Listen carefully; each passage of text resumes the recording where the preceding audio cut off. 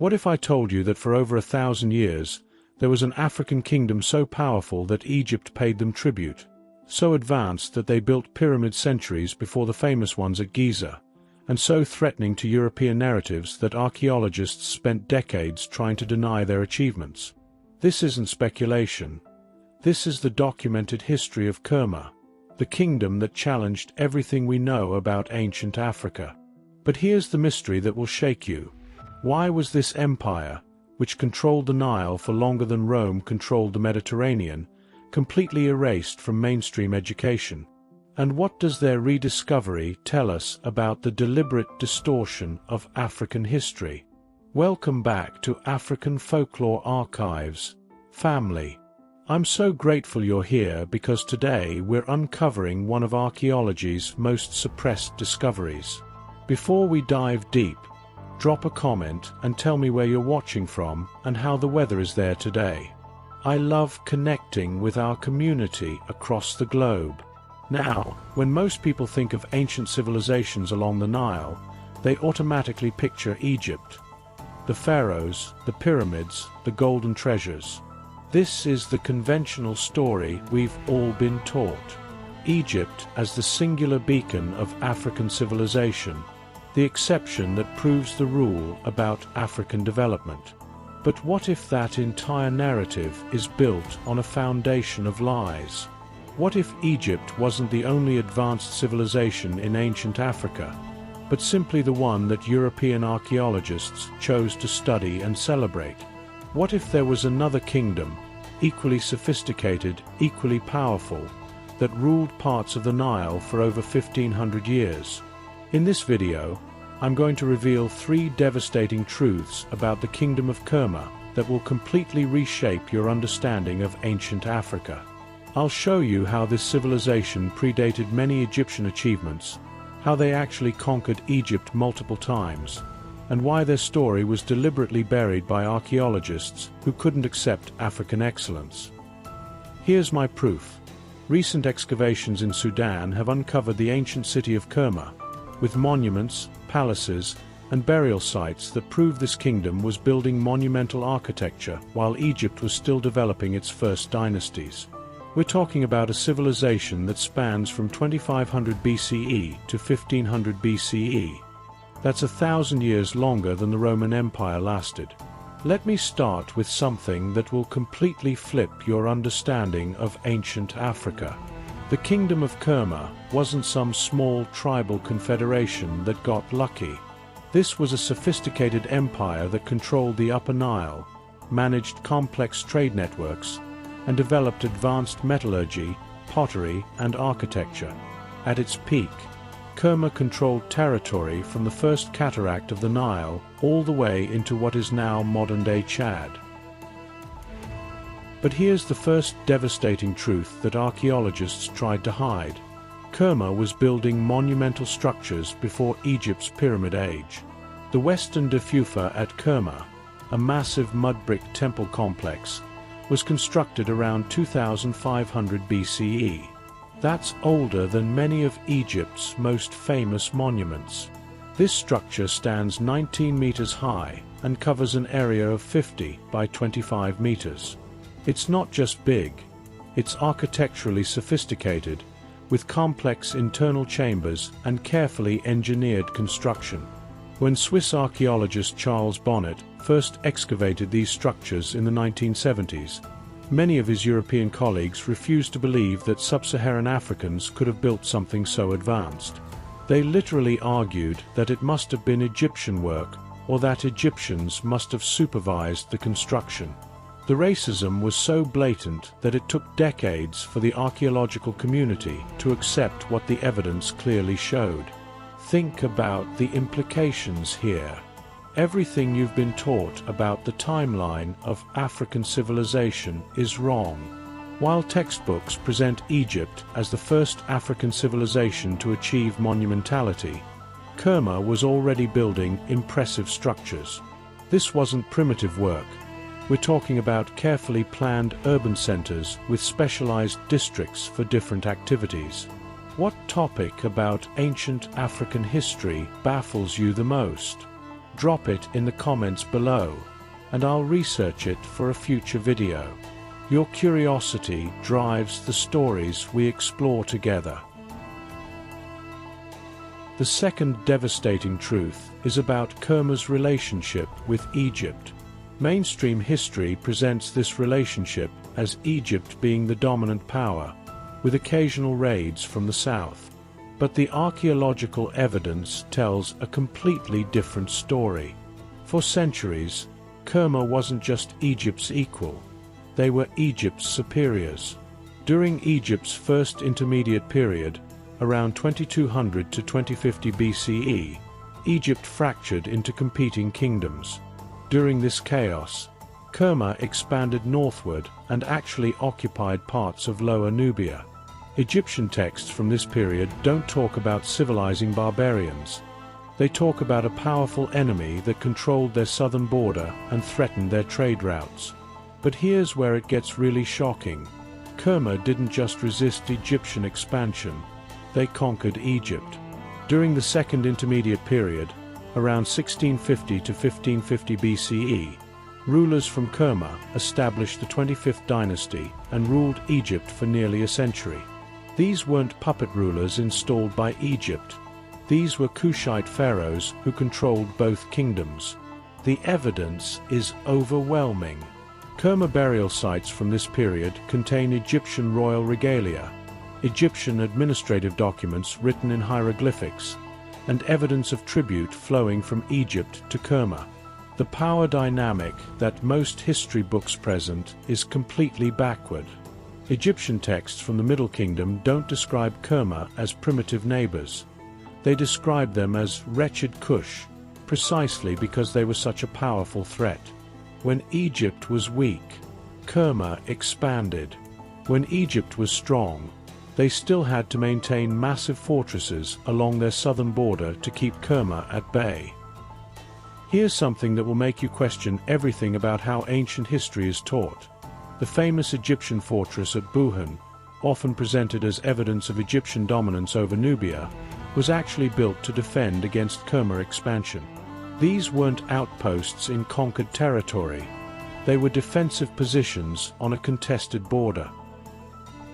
Let me share the third devastating truth, and this one is about the systematic erasure of Kerma's achievements. When European archaeologists first encountered Kerma sites in the early 1900s, they couldn't reconcile what they found with their assumptions about African capabilities. George Reisner, the American archaeologist who first excavated Kerma in the early 20th century, found evidence of sophisticated architecture, complex burial practices, and advanced craftsmanship. But instead of crediting this to the Kerma civilization, he invented a theory that Egyptians had built these structures and ruled over primitive locals. He literally called it the Egyptian colony theory, despite finding no evidence of Egyptian administrative control. This wasn't just wrong, it was deliberately deceptive. Reisner found Kerma pottery styles that were distinctly different from Egyptian pottery. He found architectural techniques that didn't match Egyptian methods. He found burial practices that were unique to the region. But rather than acknowledge African innovation, he created elaborate explanations for how Egyptians must have influenced everything. Please take a moment to like this video, comment, and subscribe. Your subscription is incredible support for me, as this channel is still young and growing. Every subscriber helps us continue preserving and sharing these essential stories. The damage from this erasure is still with us today. Most world history textbooks still don't mention Kerma. When they discuss ancient Nubia, they present it as an Egyptian vassal state rather than an independent civilization that regularly challenged Egyptian power. But here's what makes this erasure even more sinister. Modern archaeology has proven that Kerma had technological innovations that Egypt later adopted. Kerma metallurgists were working with bronze and iron before these technologies became widespread in Egypt. Kerma potters developed glazing techniques that show up in Egyptian pottery centuries later. Kerma architects were using construction methods that Egypt eventually incorporated into their own building practices. The flow of innovation wasn't just from Egypt south. It was flowing both directions, and sometimes primarily from south to north. This completely destroys the narrative of Egyptian superiority and African backwardness that has justified centuries of exploitation. Let me share something that connects directly to our heritage as African Americans. The Kingdom of Kerma proves that advanced African civilizations weren't exceptions. They were the norm. When slave traders and colonizers claimed they were bringing Africans from primitive societies, they were lying. Many enslaved people came from regions with long histories of sophisticated political organization, advanced technology, and complex cultural traditions. The deliberate erasure of kingdoms like Kerma was essential to justifying slavery and colonialism. If people knew that Africa had produced civilizations that rivaled anything in Europe or Asia, the moral justification for African subjugation would collapse. Here's a detail that brings this full circle. Recent DNA analysis of Kerma burial sites shows that these people were clearly sub-Saharan African, not mixed populations or Egyptian colonists. The racial categories that Europeans used to deny African achievement don't even match the archaeological evidence. Charles Bonnet's excavations have revealed a Kerma palace complex that covers over 10,000 square meters. That's larger than many Egyptian palace sites. The craftsmanship is extraordinary. Sophisticated gold work, intricate ivory carvings, and pottery that demonstrates both technical skill and artistic sophistication. But here's what really gets me. When these discoveries were first published in the 1980s and 1990s, they barely made mainstream news. Compare that to how Egyptian discoveries are covered. Every new Egyptian tomb gets international headlines, but evidence of African civilizations that challenged Egyptian supremacy gets buried in academic journals. The bias is so systematic that most people still don't know that Africa produced multiple advanced civilizations. They think Egypt was unique, when the truth is that Egypt was part of a network of sophisticated African societies that traded, competed, and influenced each other for thousands of years. Now let me ask you something that I really want you to think about. If Kerma could be erased so completely that most educated Americans have never heard of it, what other African civilizations have been hidden from us? How many other stories of African achievement are sitting in archaeological sites, waiting to challenge everything we've been taught about our ancestors? Drop your thoughts in the comments. Was it Kerma's advanced architecture that intrigued you most? The fact that they conquered Egypt? Or maybe the systematic way their story was erased? I read every comment, and your insights help shape the stories we explore together. The Kingdom of Kerma isn't just ancient history. It's a key that unlocks a completely different understanding of Africa's place in world civilization.